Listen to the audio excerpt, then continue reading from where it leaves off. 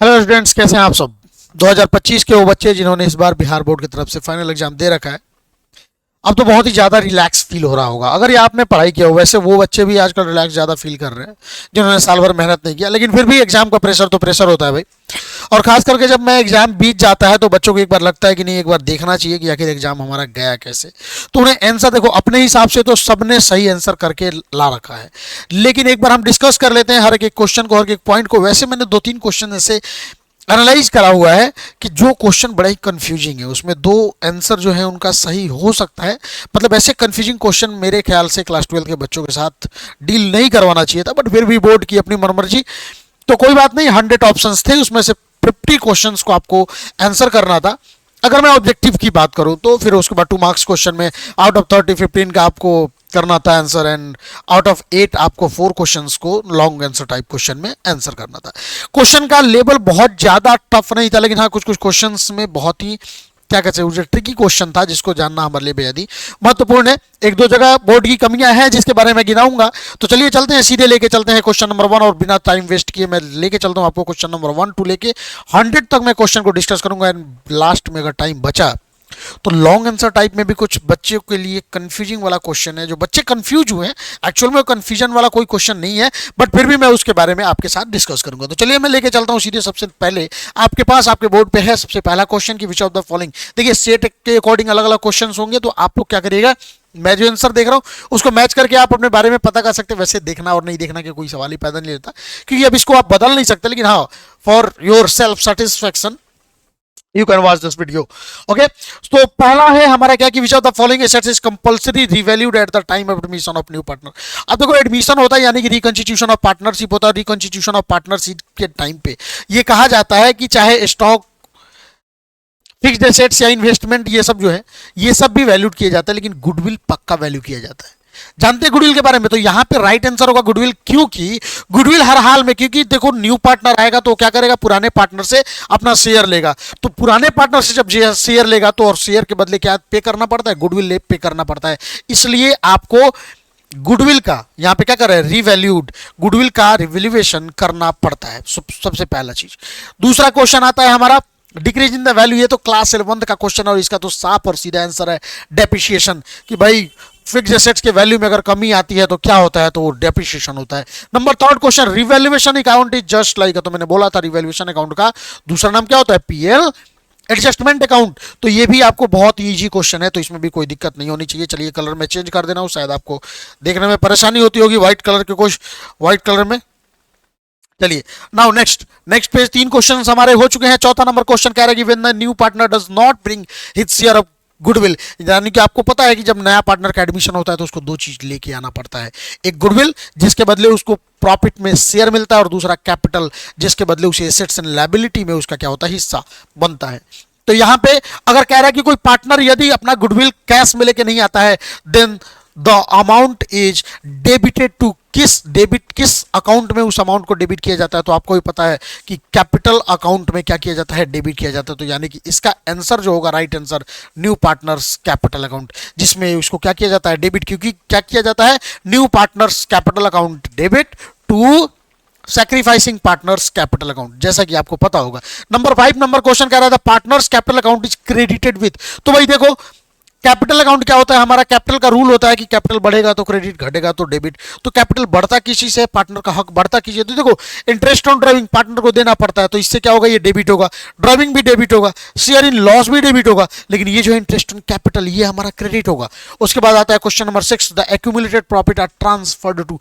Accumulated profit क्या होता है, तो एक्यूमुलेटेड प्रॉफिट वो प्रॉफिट होता है, वैसे पूछा भी है 2 मार्क्स क्वेश्चन में कि आखिर एक्यूमुलेटेड प्रॉफिट क्या होता है। तो एक्यूमुलेटेड प्रॉफिट वो प्रॉफिट होता है जिसको अभी तक पार्टनर्स के बीच में बांटा नहीं गया है, यानी कि पहले के प्रॉफिट्स जो कि अभी पार्टनर के बीच में बांटे नहीं गए हैं, तो इसको कहां हस्तांतरित किया जाता है। तो चूंकि ये ओल्ड पार्टनर के हिस्से में आना चाहिए, इसीलिए इसका क्या किया जाता है, पार्टनर्स कैपिटल अकाउंट में इसको क्या किया जाता है, ट्रांसफर कर जाता। अगला आता है रिकंस्टिट्यूशन ऑफ पार्टनरशिप। तो रिकंस्टिट्यूशन ऑफ पार्टनरशिप इज तो necessarily, unnecessarily, situational and none of these. तो ये क्वेश्चन आपके बुक से थोड़ा सा हटके दिया है, क्योंकि ये क्वेश्चन आपको ऑब्जेक्टिव में बुक में जनरली मिलेगा नहीं, लेकिन ये आपके अपने कॉमन सेंस पे डिपेंड करता है, क्योंकि इसका राइट आंसर होगा सिचुएशनल। सिचुएशनल क्यों होगा बच्चों? तो सर ये सिचुएशनल इसलिए होगा कि ये नेसेसरी नहीं है कि नहीं हरदम आपको करना ही करना है। ये सिचुएशनल मतलब जब तक ये सिचुएशन आएगा नहीं, जब तक आपके प्रॉफिट शेयरिंग रेशियो में चेंज ना आए, जब तक आपका क्या कहते हैं नए पार्टनर का एडमिशन ना हो, या पुराने पार्टनर डेथ करके या आफ्टर रिटायरमेंट जाए नहीं, है कि नहीं, तो उन सब केसेस में है जो यहाँ पे रिकंस्टिट्यूशन ऑफ पार्टनरशिप यानी साझेदारी का पुनर्गठन होता है। तो इसलिए इसका राइट आंसर होगा सिचुएशनल होगा। अगला क्वेश्चन जो है मैं सीधे आपको इंग्लिश में ही लिए चलता हूं, हिंदी वाले भाई लोग भी अपना देख लीजिए क्वेश्चन। तो अगला क्वेश्चन क्या कहता है बच्चों हमारा? अगला क्वेश्चन कहता है कि in which ratio the cash brought in goodwill by the new partner share. मतलब जो नया पार्टनर आता है तो जो गुडविल लेकर आता है, उस गुडविल को पुराने पार्टनर किस रेशियो में बांटते हैं? तो मैंने बोला है कि कोई भी नया पार्टनर जब अपना शेयर लेकर आता है तो शेयर इसलिए लेकर, सॉरी, गुडविल इसलिए लेकर आता है ताकि उसको शेयर प्राप्त हो सके। तो जो व्यक्ति जितना शेयर देगा उसको उतना गुडविल मिलेगा, यानी कि सैक्रिफाइसिंग रेशियो इसका राइट आंसर होगा। और इन्होंने जो भी लगाया है उन्होंने बिल्कुल सही जवाब किया है इसमें।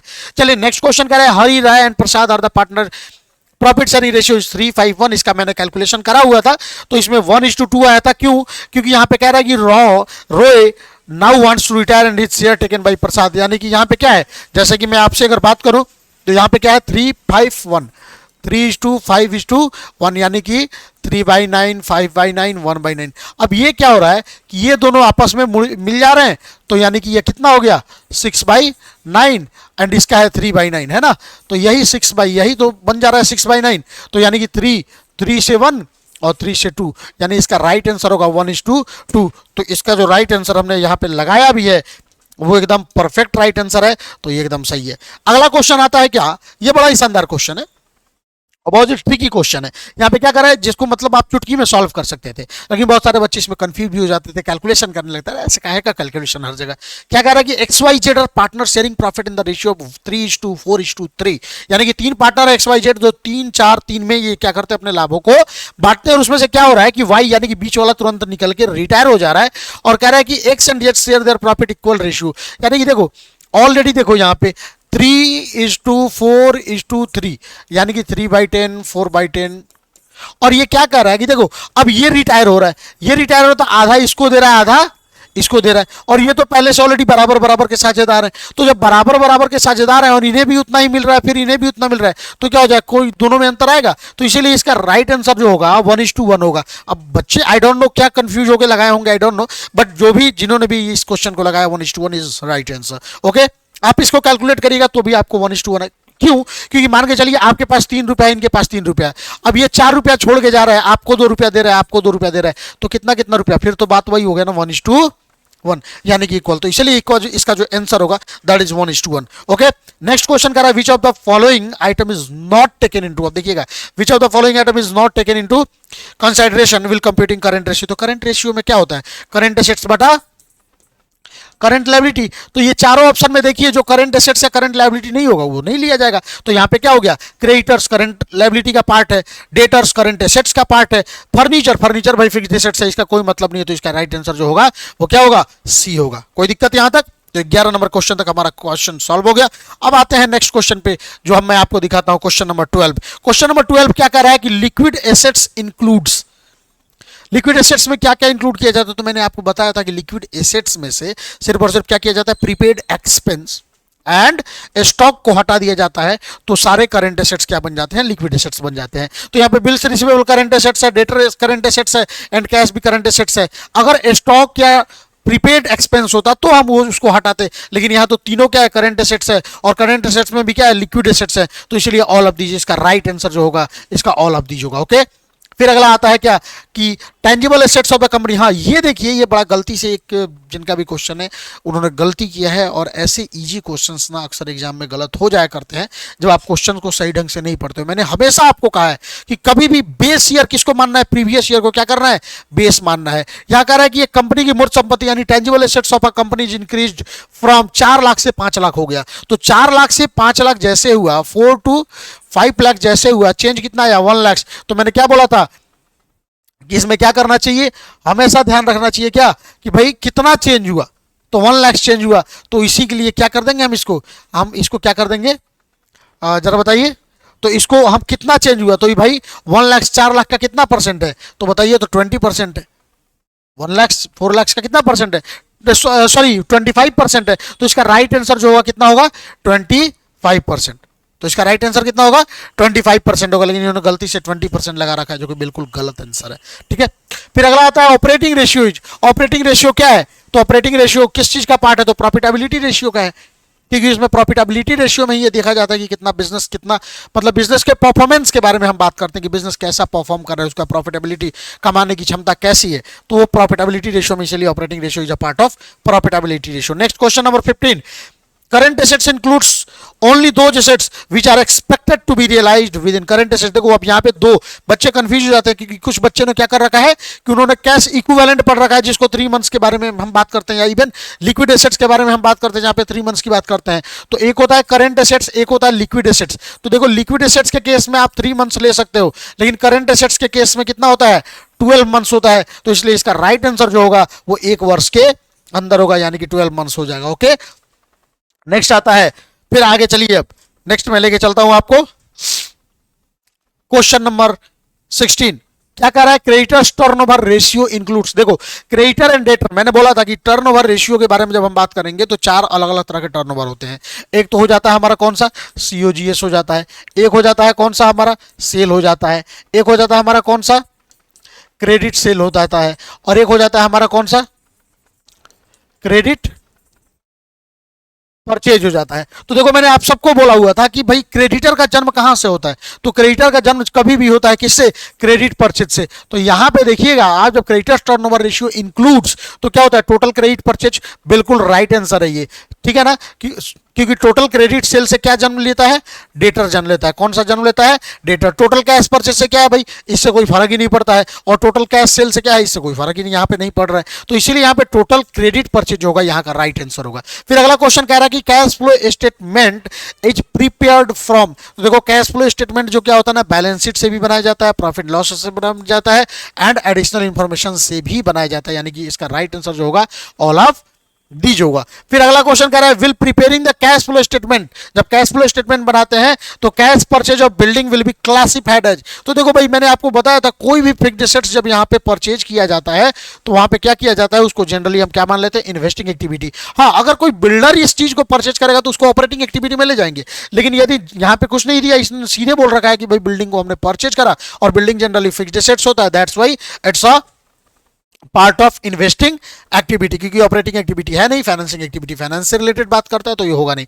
तो investing activity is the right answer. फिर अगला क्वेश्चन आता है, question number 19, which of the following is not an application of cash, जिसमें से कैश का कोई एप्लीकेशन नहीं होता है। देखो ये बच्चों, ये क्वेश्चन जो होता है काफी शानदार क्वेश्चन है, इसमें थोड़ा सा दिमाग लगाना पड़ेगा, क्योंकि देखो यहाँ पे डायरेक्ट कैश के बारे में किसी चीज में बात नहीं की गई है। लेकिन अगर मैं बात करूं इंक्रीज इन डेटर, डेटर क्यों बढ़ता है भाई, तो डेटर तब बढ़ता है जब हम क्या करते हैं, क्रेडिट सेल करते हैं। डेटर कब बढ़ता है, जब हम क्रेडिट सेल करते हैं। यहां पे हम, इसका आंसर क्या होगा, जब हम क्रेडिट सेल करते हैं तो डेटर बढ़ता है। अब क्रेडिट सेल करेंगे तो पैसा आएगा क्या, नहीं आएगा। दूसरा क्या है, इंक्रीज इन क्रेडिटर, इसके बारे में बात करेंगे। इंक्रीज इन स्टॉक, स्टॉक जब हमारा परचेज होगा तो यहां पे क्या हो जाएगा, हमारा स्टॉक आएगा एंड कैश जाएगा। और अगला आता है increase in prepaid expense. Increase in prepaid expense मतलब हमने क्या कर दिया भाई, प्रीपेड एक्सपेंस को बढ़ा दिया। तो यहां पे कह रहा है विच of the following is not application of cash, जिसमें कैश की कोई जरूरत नहीं है। तो यहां पे देखिएगा इंक्रीज इन प्रीपेड एक्सपेंस, इसमें भी कैश देंगे तभी तो खर्च बढ़ेगा हमारा। यहां पे क्या, इंक्रीज इन स्टॉक, जब पैसा जाएगा तभी तो स्टॉक आएगा। इंक्रीज इन क्रेडिटर्स, लेनदार कब बढ़ेगा, हो सकता है मैंने उससे पैसे उधार ले लिए शॉर्ट टर्म के लिए, तो क्या हो गया, इंक्रीज इन क्रेडिटर्स हो गया। लेकिन इंक्रीज इन डेटर्स के केस में, इंक्रीज इन डेटर्स के केस में कभी भी कैश का कोई बात नहीं होता, क्योंकि हमने सामान को उधार बेचा और इसके बदले हमारा क्या हो गया। तो इसका राइट आंसर जो होगा इंक्रीज इन डेटर होगा। उसके बाद अगला क्वेश्चन आ रहा है, अगला क्वेश्चन कौन सा है भाई, तो अगला क्वेश्चन है question number 20। An example of cash flow from financing activity. देखो फाइनेंस से रिलेटेड कोई भी एक्टिविटी जिससे हम पैसे रुपए को अपने पास लाते हैं, फंड का इकट्ठा करते हैं, वो फाइनेंसिंग एक्टिविटी का होता है। और यहाँ पे सेल ऑफ गुड्स होता है, operating activity, sale of investment होता है, investing activity, cash receipt from issue of share. तो मैंने बोला था शेयर या डिवेंचर से अगर पैसे या इवन लोन से भी मैं कहीं से पैसे ले रहा हूँ तो क्या हो जाता है हमारा financial activity. That's what C is the right answer. Interest receipt जो होता है ये यहाँ पे नहीं आएगा। इंटरेस्ट रिसिप्ट क्या होगा, तो ये इन्वेस्टिंग एक्टिविटी का पार्ट बन जाता है। ओके, नेक्स्ट हमारा आता है कि भाई अकॉर्डिंग टू द कंपनी। जब देखो ये क्वेश्चन जो है बोर्ड को नहीं पूछना चाहिए था, क्योंकि जब कंपनी ने कंपनीज रूल 2014 के अकॉर्डिंग की बात की है तो आज के टाइम देखिए सबसे पहले जो था 50% था। मार्च में ये रूल कितना था, 50% था। मार्च 2014 की बात मैं कर रहा हूं। फिर उसके बाद क्या हुआ, अप्रैल में इसको करके 25% कर दिया गया, जिसको बिहार बोर्ड ने अभी तक नहीं सुधारा है। लेकिन उसके बाद क्या हो गया 2019 में इस चीज को चेंज करके 10% ला दिया गया है। लेकिन पता नहीं क्यों बिहार बोर्ड इसको अपना अपडेट क्यों नहीं कर रहा है। तो इसका राइट आंसर एक्चुअल में 10% होना चाहिए, बट फिर भी हमारे पास ये ऑप्शन अवेलेबल नहीं है। तो इससे सबसे करंट जो होगा तो 25%, जिन बच्चों ने भी इसका आंसर करा होगा उनका जो आंसर होगा राइट आंसर होगा। मैंने आपको बता दिया। तो यहाँ पे 0 अगर नहीं होता, नॉन ऑफ दीज होता, तो मेरा सजेशन ये होता कि आपको नॉन ऑफ दीज पे लगाना है। बट यहाँ पे 0, 50% या 100% की बात हम नहीं करेंगे। डिवेंचर रिडम्पशन रिजर्व के बारे में अगर हम बात करेंगे तो कितना हो जाएगा, 25% इज द राइट आंसर। अगला आता है क्या कि Deep limited issue 10 lakh 7% debenture of ₹100 each at a discount. यहाँ पे 4% डिस्काउंट पे इशू किया है। तो देखो जब भी हम डिवेंचर को डिस्काउंट पे इशू करते हैं तो मतलब कहीं ना कहीं हमारा लॉस होता है। क्यों, क्योंकि मान के चलिए हमारे पास से कितने का डिवेंचर गया, ₹100 का डिवेंचर हमारे पास से गया और उसके बदले मान के चलिए हमारे पास 90 रुपीज आए। तो यहाँ पे क्या हो गया, 100 का गया और 90 आए, यानी कि हमारा लॉस कितना हो गया, यहाँ पे एक तो 10 रुपया हो गया। प्लस ये कह रहा है कि जिन लोगों से हमने इस डिबेंचर को डिस्काउंट पे लिया हुआ है उन लोगों को बोल रहे हैं कि 5 साल के बाद इसको क्या करना है, सिक्योरिटी प्रीमियम पे हम आपको रिडीम करेंगे, प्रीमियम पे रिडीम करेंगे। यानी कि एक तो मैंने आपको ₹100 का डिबेंचर दिया, बदले में हमें कितना मिला, ₹90। तो ₹10 तो यहाँ पे हमने लॉस झेला। प्लस आपको क्या हमने कमिटमेंट कर दिया कि और टेंशन मत लो, आपसे 5 साल के अंदर मैं जब इस डिवेंचर को जब रिडीम करूंगा तो उसमें मैं 6% यानी ₹106 दूंगा। तो यानी यहाँ पे कितना हमारा लॉस हो गया बताइए जरा, ₹6। तो यहां पे मैंने क्या बोला कि अगर इस एग्जांपल को लेके चलते हैं तो यहां पे क्या कर रहा है कि ₹100 के डिवेंचर के बदले हमें कितने मिल रहे हैं, 96, यानी ₹4 यहां और उसके बाद फिर ₹100 के डिवेंचर के बदले हमारे पास से कितने जाएंगे, ₹106 यहां पे आने के लिए कर दीजिए। तो यहां पे कितना, 6, यानी कि टोटल हमारा जो होना है वो कितना रुपया है, 10 का हमारा लॉस है। तो अगर मैं इसको बात करूं तो अगर अमाउंट के बारे में अगर मैं बात करूं तो अमाउंट यहां पे क्या है हमारा, जरा बताइए। तो अमाउंट में थोड़ी सी गड़बड़ है क्योंकि अमाउंट में एक 0 का अंतर आ जा रहा है इस क्वेश्चन में। बट यहाँ पे कह रहा है कि ऋण पत्र के निर्गमन पर हानि है, यानी कि यहाँ पे क्या करें, premium loss on issue of debenture इसका कितना हो जाएगा, 10 लाख हो जाएगा, क्योंकि 6 लाख आपको 4 लाख ये हो जाएगा और 6 लाख ये हो जाएगा। ओके, फिर उसके बाद चलिए लेके चलते हैं नेक्स्ट क्वेश्चन को। क्वेश्चन नंबर 24, क्या करें, when debenture are issued at par and are sorry उसके पहले एक है कि the balance of sinking fund account after redemption of debenture is transfer to. बहुत सारे बच्चों ने इसको सिंकिंग फंड अकाउंट, अरे भाई सिंकिंग फंड तो अब खत्म हो रहा है ना, फंड सिंकिंग फंड क्यों बनाते हैं, for the purpose of redemption of debenture. जब रिडम्पशन हो ही गया डिवेंचर का तो अब हमारे पास सिंकिंग फंड रह के क्या होगा, तो उसको हम क्या करते हैं, जनरल रिजर्व में ट्रांसफर करते हैं। लेकिन मैंने बहुत सारे बच्चों से बात किया तो उन्होंने सिंकिंग फंड लगा रखा, जो कि बिल्कुल गलत आंसर है। ओके, आंसर सही क्या होगा हमारा, जनरल रिजर्व। फिर अगला आता है when debenture are issued at par and are redeemable at premium the loss on such issue is debited to. तो किस अकाउंट को डेबिट करते हैं, तो loss on issue of debenture, क्योंकि आपको ये पता है कि बैंक अकाउंट डेबिट क्या कहते हैं उसको, यहाँ पे क्या करते हैं, sorry loss on issue of debenture को क्या करते हैं, डेबिट करते हैं। रिडम्पशन वाला जो होता है प्रीमियम और रिडम्पशन ऑफ डिवेंचर को हम क्या करते हैं, यहाँ पे क्रेडिट करते हैं। तो ये डेबिट जो होगा loss on issue of debenture right answer है। फिर क्या करें, मेथड्स ऑफ रिडम्पशन और डिवेंचर इज आर। तो रिडम्पशन आउट ऑफ कन्वर्जन भी होता है, रिडम्पशन ऑन इंस्टॉलमेंट भी और लमसम पेमेंट मेथड। तो इसका ऑल ऑफ दीज आंसर होगा, यानी कि ये तीनों मेथड है जिसके थ्रू हम डिवेंचर का क्या करते हैं, रिडम्पशन कर देते हैं। अगला क्वेश्चन आता है sale of marketable securities will be shown under. Marketable security जो भी होता है, मतलब मार्केटेबल सिक्योरिटी क्या होता है, जिसको 3 महीने के अंदर में हम क्या कर सकते हैं, तो वो sale of marketable security cash equivalent होता है। और हमारा क्या होता है, उसको हम इन्वेस्टिंग का पार्ट ना करके हम उसको क्या कर देते हैं, जरा बताइए, उसको हम कहाँ है यहाँ पे, उसको हम कैश एंड कैश इक्विवेलेंट में यहाँ पे, तो उसको फाइनेंसिंग ऑपरेटिंग या इन्वेस्टिंग नहीं, कैश एंड कैश इक्विवेलेंट के तौर पे हम उसको देखते हैं। इसको मैंने बार बार क्लास में बताया हुआ है। फिर अगला क्वेश्चन आता है हमारे पास प्रोविजन ऑफ टैक्स। तो प्रोविजन ऑफ टैक्स जो होता है इट्स अ करंट लायबिलिटी, ठीक है। फिर अगला आता है annual report is issued by a company for, तो कंपनी किसके लिए, तो शेयर होल्डर्स के लिए इन चीजों को इशू करती है। फिर उसके बाद क्या करते हैं, financial statement is, financial statement क्या है, तो फाइनेंशियल स्टेटमेंट इज ये क्या होता है हमारा रिकॉर्डेड फैक्ट होता है, क्योंकि देखो एंटिसिपेटेड, ठीक है, प्रत्याशित नहीं होता है, और ना ही एस्टिमेटेड अनुमानित तथ्य भी नहीं होता। ये वही चीजें होती है जिसको हमने क्या कर रखा है, जिसका अकाउंटिंग हमने कर रखा है, जिसका रिकॉर्डिंग हमने कर रखा है, दैट्स वाई इसका राइट आंसर जो होगा रिकॉर्डेड फैक्ट होगा। फिर अगला क्वेश्चन आता है पेटेंट एंड कॉपीराइट। भाई नॉर्मल सा चीज है, कोई भी राइट्स एसेट्स होता है, एसेट्स में भी इंटेंजिबल एसेट्स होता है, तो जो क्वेश्चन नंबर 30 है मतलब इसके इस सेट के अकॉर्डिंग वो क्या हो जाएगा हमारा इंटेंजिबल एसेट्स हो जाएगा। उसके बाद क्या करें, in the absence of the partnership deed, partnership deed के एब्सेंस में तो इतना ज्यादा क्वेश्चन पूछा है और इतना इजी क्वेश्चन पूछा है कि मैं क्या ही बताऊं आपको। एनीवेज मैं पढ़ता हूं, in the absence of partnership deed partner are not entitled to get. तो पार्टनर भाई जब भी पार्टनरशिप डीड नहीं रहता है तो ना पार्टनर को सैलरी मिलता है, ना पार्टनर को कमीशन मिलता है, ना पार्टनर को इंटरेस्ट ऑन कैपिटल मिलता है कि नहीं। तो यहाँ पे क्या हो जाए, ना कमीशन, ना सैलरी, ना इंटरेस्ट ऑन कैपिटल, तो all of this is the right answer. और उसके बाद क्वेश्चन नंबर 32 में चलते हैं, क्योंकि ज्यादा टाइम वेस्ट करने का कोई फायदा है नहीं, है कि नहीं। क्वेश्चन नंबर 32 में ये कह रहा है क्या कि new partner brings for his share of goodwill के लिए क्या लाता है, कैश लाता है, क्योंकि जब गुडविल नहीं कुछ लेकर आता है तो उसके कैपिटल को डेबिट किया जाता है, लेकिन अगर गुडविल के बदले कुछ लेकर आता है तो उसको क्या लाना पड़ता है, कैश लाना पड़ता है। उसके बाद क्या करा, which of the following is the nature of goodwill. तो देखो rat goodwill, dog goodwill and cat goodwill. CBSE वाले थोड़ा सा मुस्कुरा देते हैं इस पे, क्या ऐसा कौन सा गुडविल होता है भाई कि चूहा का गुडविल, कुत्ते का गुडविल, बिल्ली का गुडविल, खरगोश का गुडविल, ऐसा कौन सा गुडविल होता है।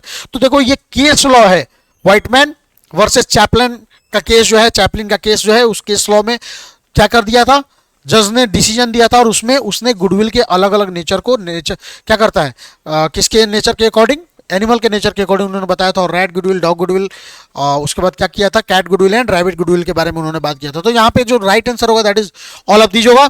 फिर अगला आता है under sub super profit basis goodwill is calculated भाई। तो भाई क्या करते हैं, हम सुपर प्रॉफिट निकालते हैं और परचेज ईयर से उसको मल्टीप्लाई करके हम क्या कर देते हैं, गुडविल निकाल देते हैं। तो इसका जो राइट आंसर होगा that is B, purchase year multiply super profit.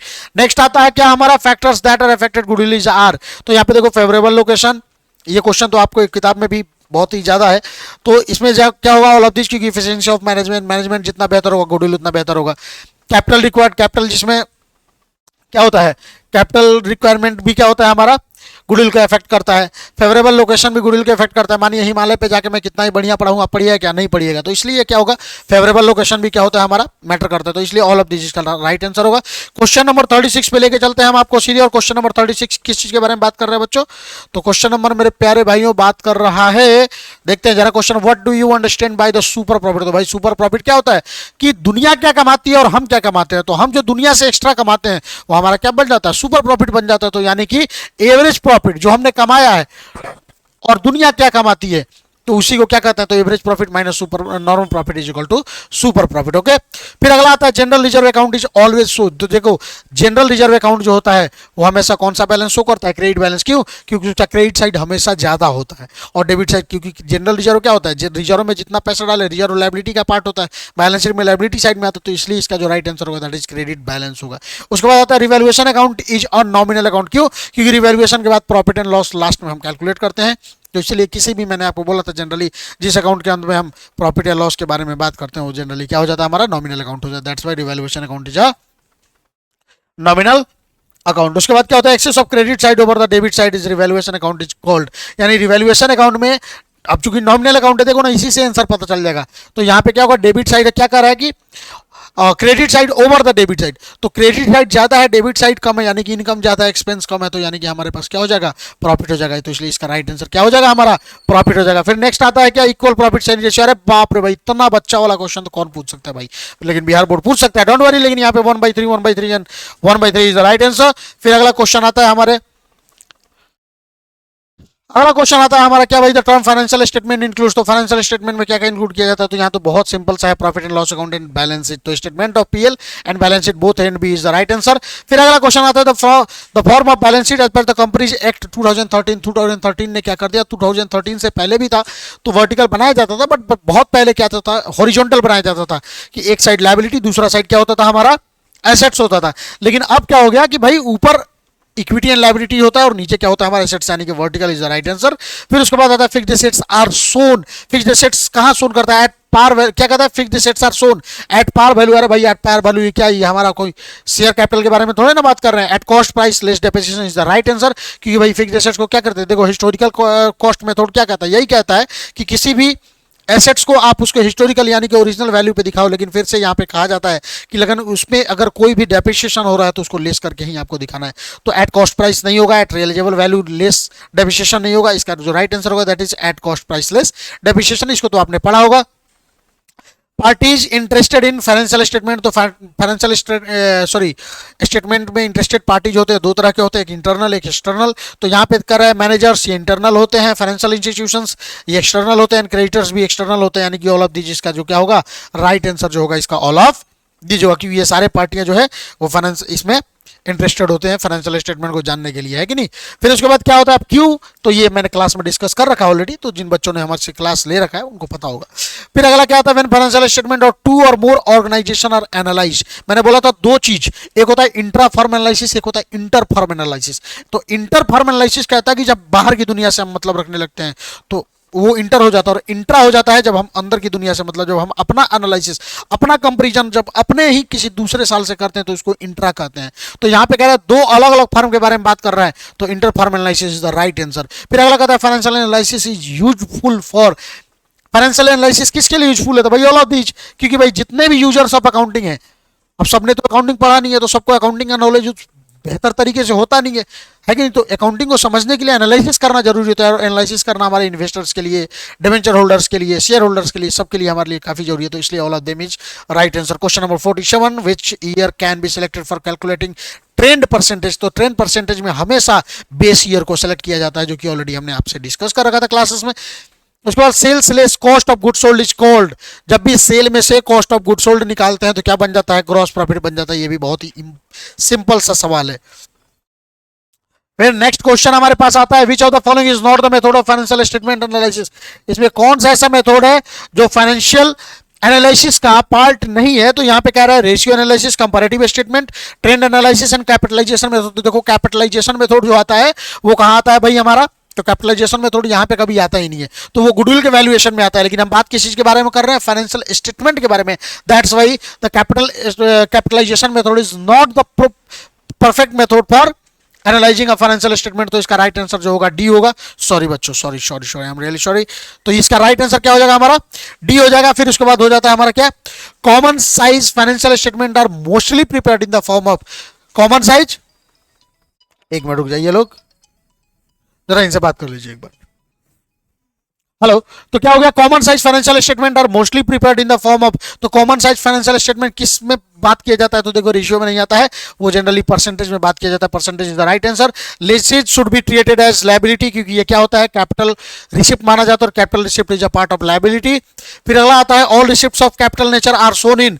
All receipts capital nature के जितने भी रिसिप्ट्स होते हैं कहाँ शो किए जाते हैं? तो सारे के सारे शो किए जाते हैं हमारे बैलेंस शीट में, है कि नहीं। उसके बाद आता है अग्रिम प्राप्त चंदे, जो एडवांस में हमारा इनकम रिसीव होता है सब्सक्रिप्शन के तौर पे, उसको क्या वो हमारे लिए क्या होता है? तो भी लायबिलिटी होता है, क्योंकि कोई भी जब एडवांस में जब हमारे पास इनकम रिसीव हो जाता है वो लायबिलिटी। कौन होता है ये भाई? आया है क्या? एक मिनट मुझे थोड़ा सा टाइम दीजिए।